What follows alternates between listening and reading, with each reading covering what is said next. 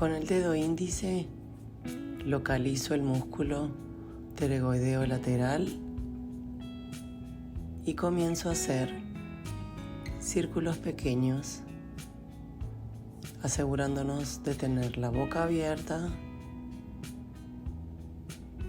y usando la presión necesaria para relajar el músculo.